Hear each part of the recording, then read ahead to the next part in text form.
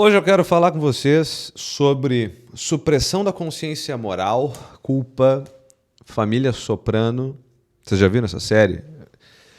Todos os títulos vermelhos, se vocês perceberem aqui do canal, geralmente são indicações de série. Deve ter 3, esse deve ser o terceiro que está na playlist lá de análises pop. Assim, né, Mas essa é uma série, aliás, fazendo isso até se cria uma coisa que eu sempre gostaria de ter em algum lugar, né? Boas indicações mesmos, com boas análises de série, de filme, de livro, etc.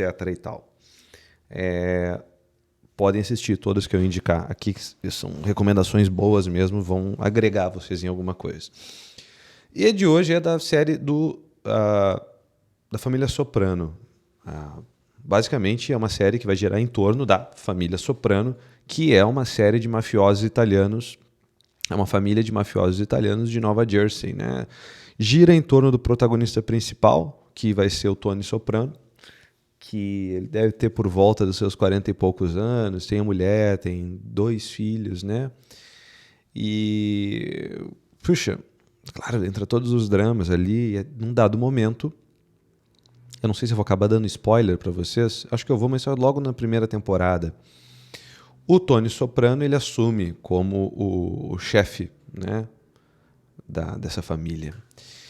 E o que a gente vê logo no início da série, que eu acho que é um dos argumentos, que é uma das coisas principais assim, que tocam, que diz a respeito do que nós estamos interessados aqui, que é filosofia, psicologia, saúde mental, enfim, coisas que a gente vê aqui no canal, né? Que é, ele começa a ter crises de pânico, né? Ele começa a ter, assim, problemas psicossomáticos, assim, claro, desde a infância ele já tem essa tendência, se eu não me engano o pai dele também tinha isso, mas a gente vê que logo ali nos primeiros episódios ele começa a ter crise de pânico, onde ele simplesmente acha que vai infartar e ele apaga e ele desmaia e acabam obrigando ele a visitar a doutora Melfi, que é uma psicanalista, né? É uma psiquiatra e psicanalista que vai ajudando ele a descascar as coisas da vida dele, né? Claro, ela não é bem sucedida, né? A abordagem da qual eu acho que deveria ser tratada é justamente a que eu vou trazer hoje, que acho que seria muito mais eficaz, apesar dela ela demorar muito tempo para tocar nisso, porque necessariamente grita esse tipo de abordagem e ela fica muito tentada a fazer isso, mas dentro de uma ótica psicanalista não tem como fazer isso aqui. A gente vê em algumas cenas que a gente vê acontecendo, né? A gente tem uma cena em que o Tony está vivendo a vida dele como pai, visitando faculdades para sua filha, e ele vai e acaba eliminando ali um delator da máfia, Fabian, se eu não me engano. E logo em seguida, isso eu acho que está na primeira temporada, logo que ele faz isso, ele começa ali a ter falta de ar, dores no peito, né? No momento que ele está voltando para o carro. Mais adiante, ele decide eliminar outros 2 lá, muitas pessoas importantes para ele. Não vou falar aqui agora para não dar muito spoiler. Ele cai numa depressão brabíssima, começa a alucinar com uma mulher idealizada. Seria um prato cheio aqui para uma possessão pela ânima do Jung, né? A fantasia surge para tentar entorpecer a culpa dele, né? Para tentar tirar aquela culpa que ele está sentindo. E no lá que ele elimina o cara que é o delator, aquelas 2 vidas, né? Ele estava procurando a faculdade para a filha e aí acaba fazendo essa parada, ou seja, as 2 vidas, né? De um pai exemplar versus esse cara da máfia. Depois, uma questão de adultério que ele esconde da mulher dele. E tu vê isso a série inteira, né? Mas é uma coisa mais séria ali. E como toda série da HBO, é muito recomendado que vocês não vejam com crianças, vocês são muito sensíveis a cenas explícitas. Toda série da HBO, mais ou menos ali dos anos 2000, anos 90, peitola pra lá, peitola pra cá. Então ele acaba fazendo, né, cometendo uma fraude numa obra de caridade, tem a questão do adultério. Ele começa a ter uma gastrite braba, né? Vai uma consulta de emergência e etc. O estômago dele vira essa ebulição de coisas não ditas. Mais adiante, lá pra frente, né? Não, isso não dá pra falar, que isso vai ser um baita de um spoiler. O que a gente vê aqui? O que é uma coisa importante que serve para nós, que é uma análise? Para mim fica muito claro logo no primeiro episódio. O Igor Caruso, um psicanalista húngaro, se eu não me engano, ele diz: todas as neuroses vão nascer do quê? Até anotei aqui direitinho.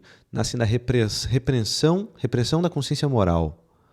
E essa voz interior da nossa própria consciência, ela vai lembrar a nós sempre do peso das nossas escolhas, né? A neurose, então, como essa mentira esquecida que eu jogo para o meu inconsciente e que, por eu reprimir essa consciência, eu preciso, então, criar uma série de justificativas, de mecanismos de defesa que entram em ação para tentar justificar essa barbaridade que eu fiz. Assim como tem aquela frase do Nietzsche que eu já citei no outro vídeo, né? Minha memória diz que eu fiz, meu orgulho diz que eu não jamais faria aquilo, então a minha memória cede, né? E aí eu começo a criar essa série de mentiras em cima disso. E o que a gente vê justamente no Tony, né? Cada crime que ele comete acompanhado de uma série de racionalizações que ele diz, não, é só negócio. É negócio isso aqui, né? Até ter relações com outras mulheres não faz parte do negócio. É uma coisa da cultura. Todo mafioso é assim, e assim por diante. Só que o corpo dele começa a delatar. Vai ser o famoso o corpo fala, né?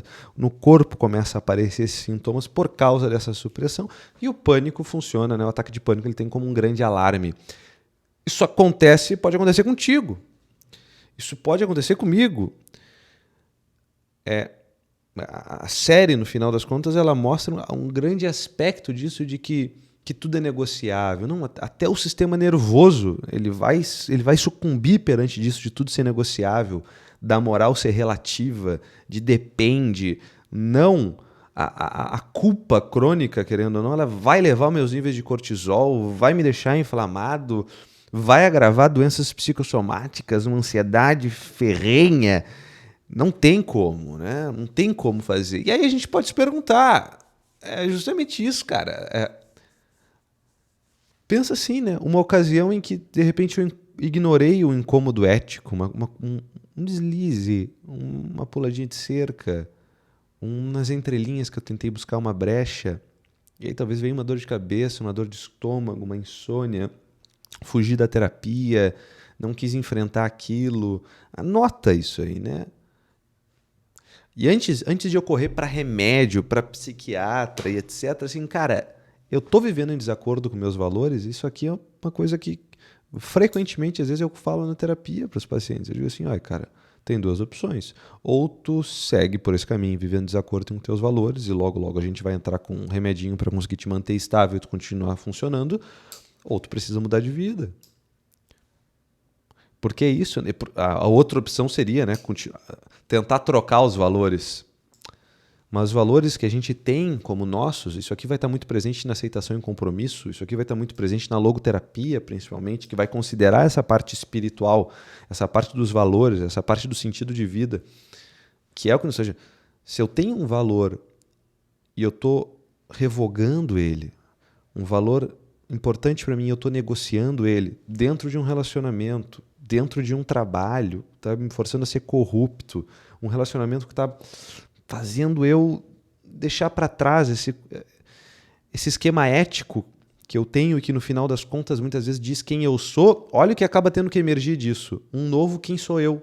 Toda vez que eu descumpro com esse sistema ético, eu acho que eu lembro que foi no final da série do Dexter, que ele tinha, né, tipo os 10 mandamentos dele, do serial killer, e ele mesmo dizia, né, no final, eu lembro dessa frase, eu não lembro exatamente, que toda vez que tu rompe com esses mandamentos éticos, uma parte da tua estrutura do teu eu, ela é rompida.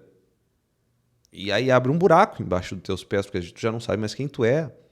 E aí tu fica com o ego muito fraco, e aí tu já não tem mais força para fazer nada. O Tony Soprano ele faz isso, né? Ele entra no Prozac, o fluoxetina, né? Dá uma aliviada ali, mas o verdadeiro antídoto, no final das contas, é o arrependimento, é a reparação moral. Consciência pesada não é frescura, no final das contas. E isso só vai acabar nos levando para uma neurose, para uma vida disfuncional, triste, infeliz e incapaz de viver em comunidade, porque a gente vai se tornar insuportável e cheio de ressentimento e vomitar os ressentimentos. Isso que percebe, né? Pessoas ressentidas geralmente são assim.